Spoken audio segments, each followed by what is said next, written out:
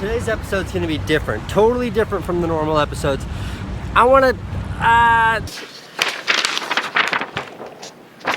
That's right. This is a special presentation, very special episode. I'm gonna tell a story, I wanna tell a story that I've never shared before. Now, if you watch the news or read the newspaper or go on the internet or open your eyes, I'm sure you're keenly aware of what's going on with the presidential election here in the US of A. Accept your nomination for the... Accept your nomination for president. And I don't want to get into the politics of it, but I think we can all agree it's not pretty. Now, I do my best to keep this vlog as apolitical as possible. I try to omit all politics from it and talk about things that I think we can all agree on. And today's episode is no different. It is about politics, but it's not. Just bear with me. The political tenor around the current election is just a mess. And I want to talk about a time when it wasn't so. I want to go all the way back to 2008.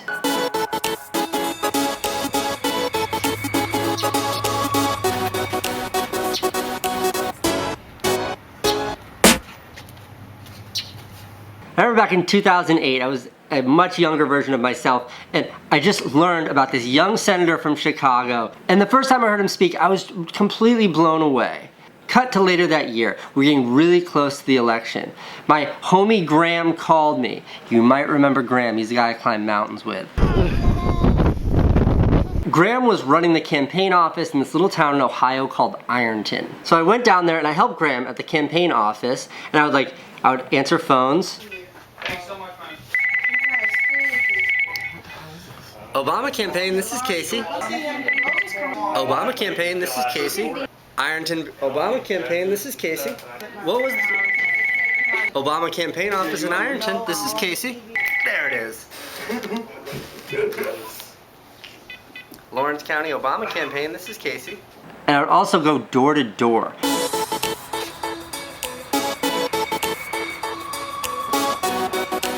Door to door is the scariest thing ever. There was one time when a guy answered the door in his underwear holding a shotgun saying, "I'll never vote for..." I was also there at the time when, at the time she was just senator, but now Secretary Clinton came to give a talk. That was a fun day. Graham actually introduced the governor that day. Fired up?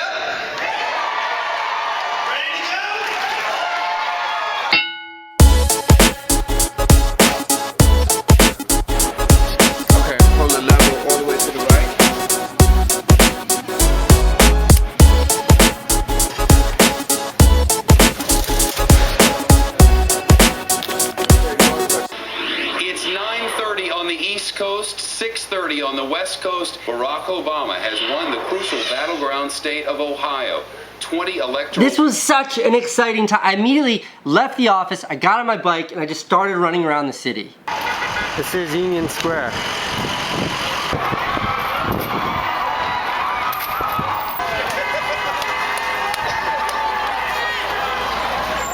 These were all people cheering because of who was elected for president. Try to imagine that. The tenor of politics today. Look at this excitement.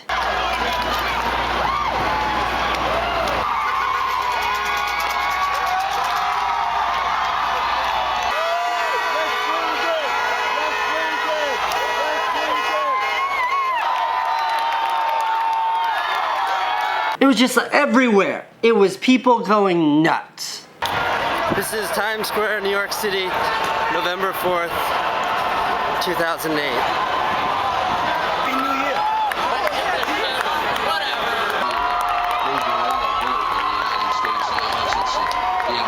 And then January 20th, 2009. This is when they sign the president in. The old president goes out, the new one comes in, they make everything official. He stands up there, everybody cheers for him. Now look, Washington, D.C. is about 225 miles south of here. So of course I zipped down to D.C. where I rendezvoused with Graham. Try to be very articulate.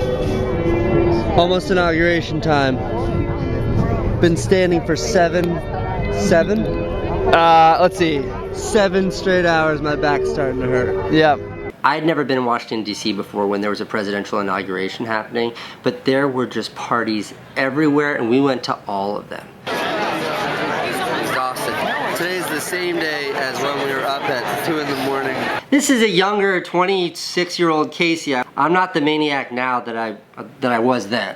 And then we knew that our tickets for the actual inauguration put us in a field where we could either be at the front of or all the way in the back. So we showed up at like 4 in the morning to be the first ones into that field. Guns blazing. That's not VP. That's nobody but...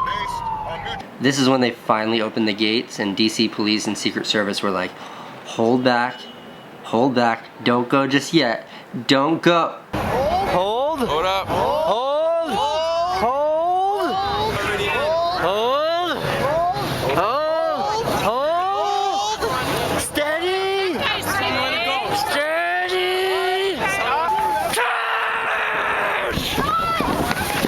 Watch your step, Justice.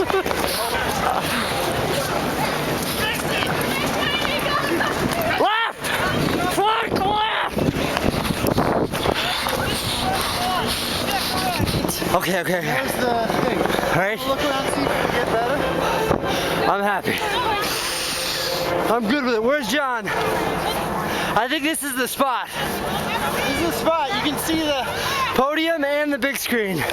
Now, this was just by chance, but that guy over my right shoulder right there, that is John Singleton, the Academy Award nominated director of Boys in the Hood. We're back on Access Hollywood Live with director John Singleton. This portion of John Singleton's home video will be directed by Casey Neistat.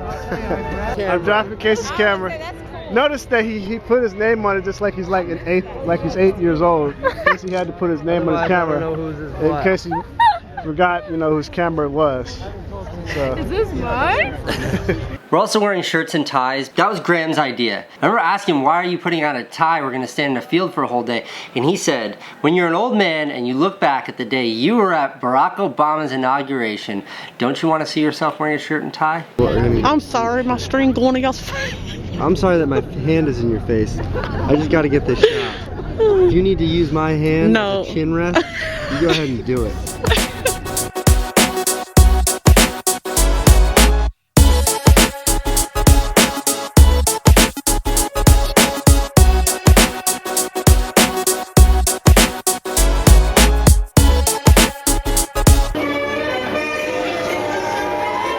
I think after the inauguration, on our way home that afternoon, we fell asleep on the street or something. We were so tired. We did go out that night though. The inaugural staff party. Jay-Z performed.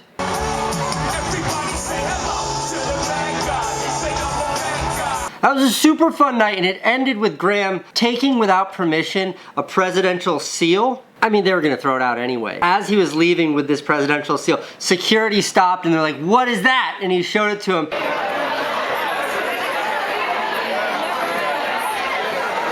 And then the security guy was just like, you're okay, have a good night. What did he say? Go. It's great. This is historic. If I had an epilogue for this story, it would be that in 2012, Graham, my homie, he actually ran for Congress. My name's Graham Veazey, and I approve this message because you should know that there's a fresh alternative. He lost, but he put up a good fight. Before you were born, I was trying to raise questions about Davis Betsy, so I can't... Nobody in Ottawa County would know that. Well, There's a guy who puts actions behind his words. I probably should have put this message at the beginning of this episode, but save your hate from the comments. This is just about me sharing an experience. And to maybe underscore just how gnarly things are right now in politics. Can you imagine seeing that kind of excitement around this election? Because I can't.